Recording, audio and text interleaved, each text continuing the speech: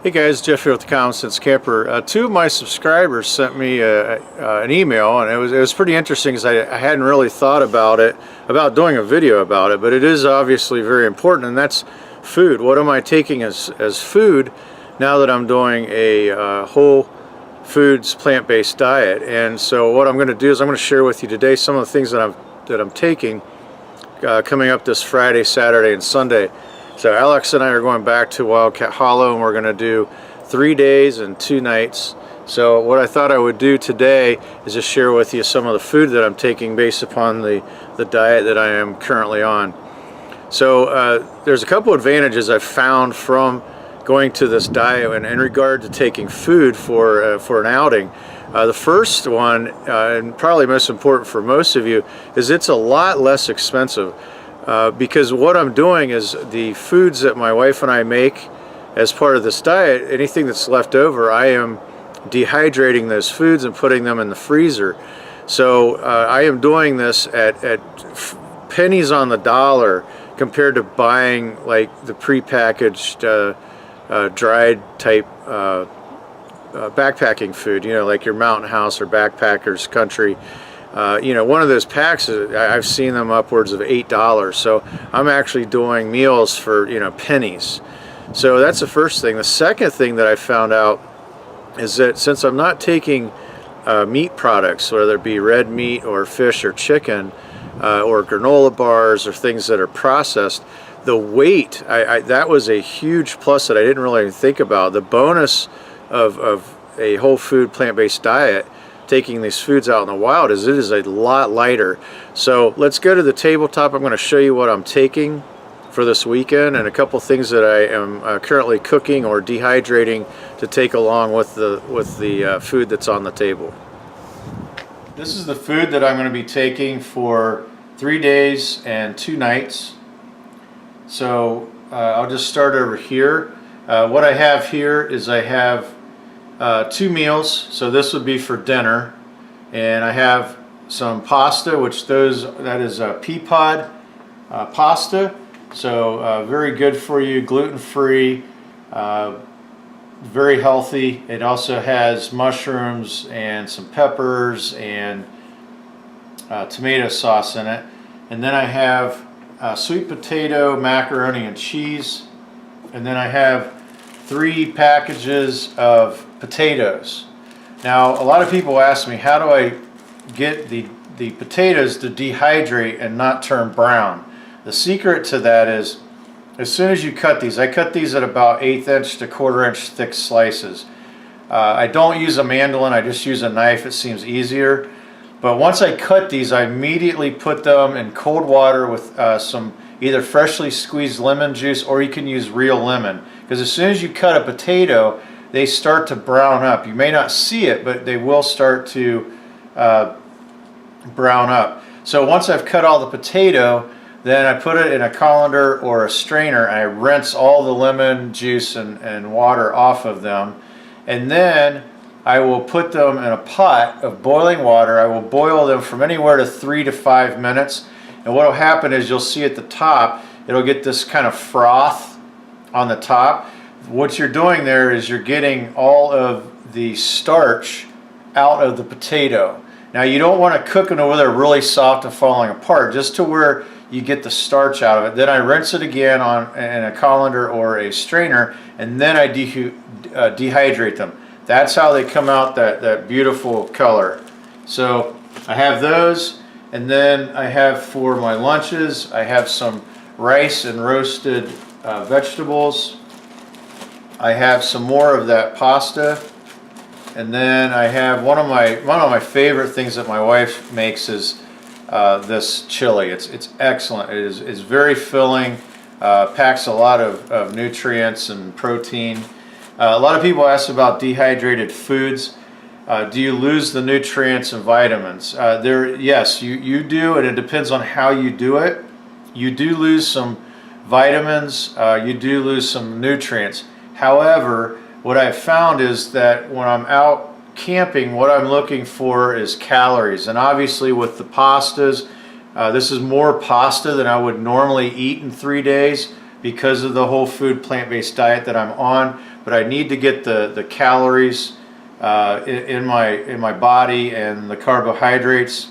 So what I do to make up for losing some of those nutrients and vitamins is I will take just dried beans, and I got to tell you, these 2 little bags of beans pack way more protein than fish or chicken per weight. I mean, you would have to take probably 3 times the amount of weight of these beans in either meat or fish or chicken to equal the protein in these. So I will take that as a protein boost. And again, I'm not a big protein person. Unfortunately, in the U.S., we're one of the few countries that just obsess about protein.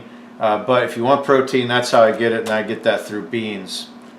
Then for breakfast, I take steel cut oats, and then I'll show you here in a minute what I have in the dehydrator and also what I'm cooking to add with this. Now, a lot of people ask, well, how do you spice these things up? How do you make them taste good? With the exception of the steel cut oats, the rest of these things and the potatoes, they're kind of bland. The rest of these things already have plenty of flavor, so I'm not worried about that. I like beans just as they are. I will throw these in boiling water and just eat them as is. I might put a little seasoning to them, but what I use as far as seasoning is a little bit of sea salt, and I use very, very little sea salt because I'm trying to cut down drastically on my sodium intake. And I have some fresh ground pepper, Old Bay spice.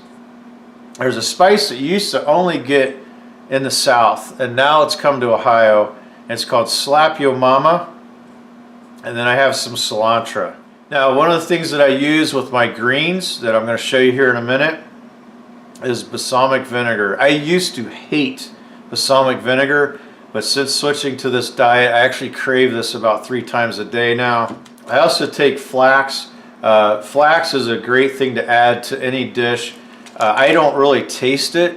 There's really no taste to it, but it has fiber and it's very rich in omega-3, so it's very heart healthy. Also helps with triglycerides if you do have that issue. So let's go over to the kitchen. I'll show you what I am steaming and then what I am dehydrating to add to this. Then we'll come back to the table and we'll weigh this all up. I think you're going to be pleasantly surprised as to how much this really does not weigh compared to normal food that you may take, or at least normal food that I would take for 3 days and 2 nights. Okay, so what I have here is my greens, and basically it is carrots, spinach, kale, red peppers, and at the bottom there's some green onions. So I don't like to boil these to where they're really, really soft, just enough so that when I put them in the dehydrator, there's enough, they're soft enough to where when I rehydrate them, I don't have to cook them for a very long time. And then in the dehydrator, which I turned off just so it's not buzzing in the background on the video, is I have some dates, bananas, and then what I call apple droplets.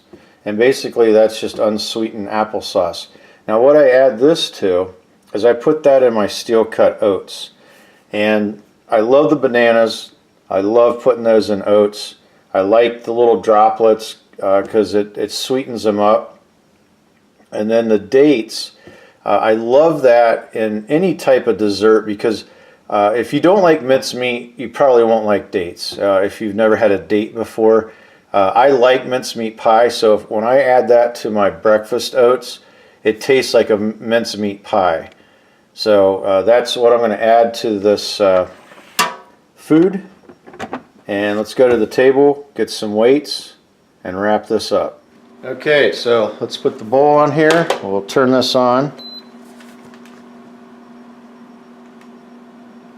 Hopefully you can see the weight, but I'm going to put all the food in here.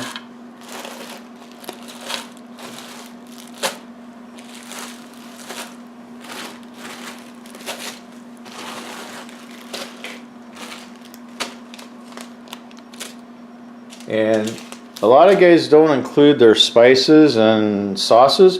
I'm going to include it because to me it's food. So without the greens and without the banana chips and dates and the apple droplets, which I can't imagine are going to be any more than 3 or 4 ounces total, I am at 1 pound 15 ounces, or 15.3 ounces. And I got to tell you, that is impressive, because let's say all in I'm at even say 2¼ pounds.